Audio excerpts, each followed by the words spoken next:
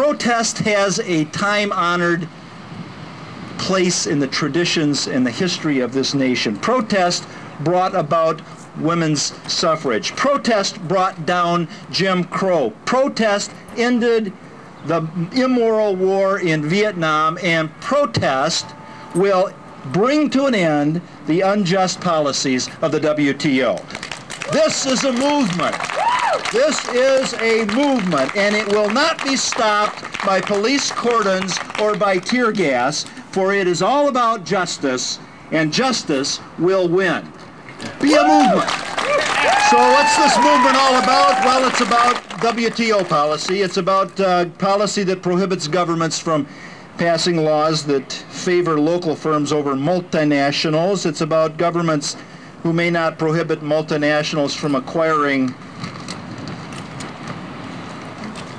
controlling interests in local companies. That is, it doesn't prohibit that. It's about governments not being able to subsidize local industries within their country, and especially it's about tariff policies.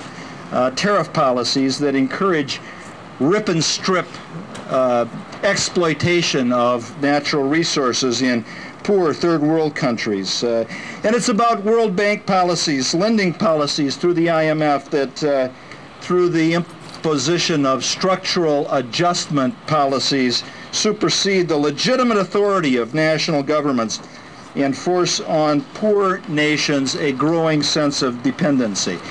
Before Seattle, before that event, few of us, I suspect, could have talked intelligibly about WTO and WB and IMF.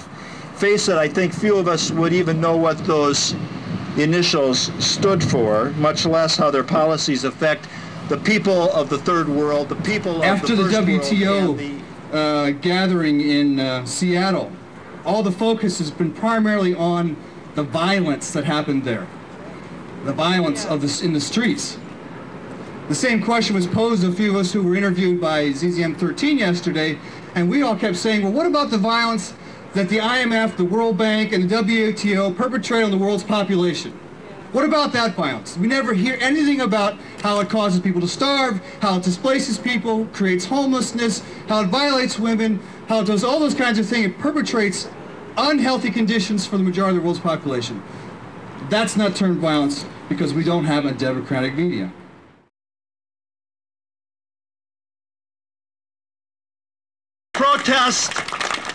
Protest against the WTO and the World Bank and the International Monetary Fund ceased to become an event and became a movement when it broke out this week on public squares in cities all over this country. It is a movement. We declare it to be a movement. At the heart of the problem, the IMF routinely ignores the social and economic rights of women. The Student Me 2000 is a grassroots international movement to call upon the World Bank and the IMF to cancel the debt of the poorest of the third world countries.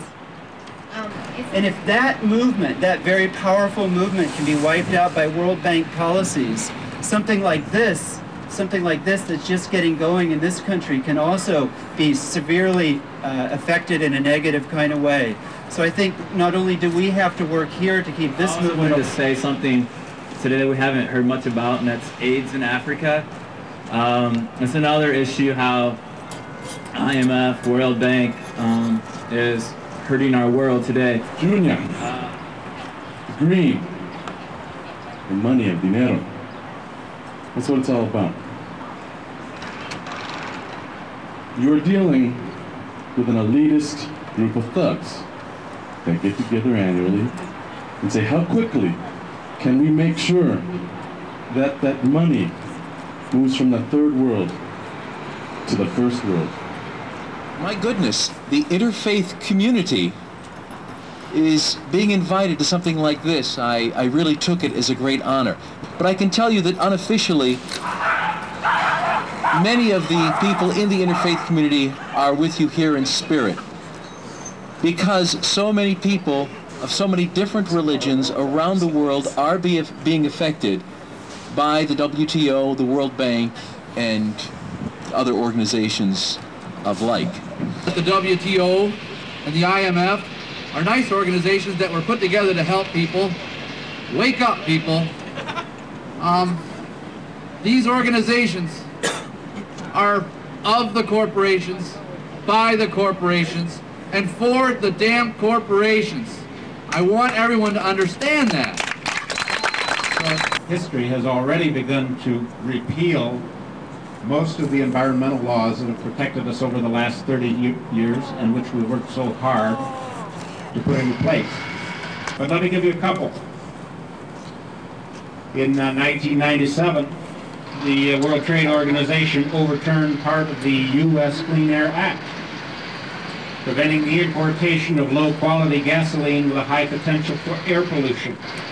The U.S. EPA acknowledged that this ruling creates the potential for adverse environmental impact. Of course, the United States has even declared that product labeling or country of origin labels are illegal under the WTO. I believe that in our modern world we have the ability to bring about environmental change for the better, but only if we embrace the principle that we must do our business in ways that sustain our environment, that we make decent, safe products from safe materials, that we reflect and transmit the higher values of our human society. For such things, we do not need a WTO. Thank you.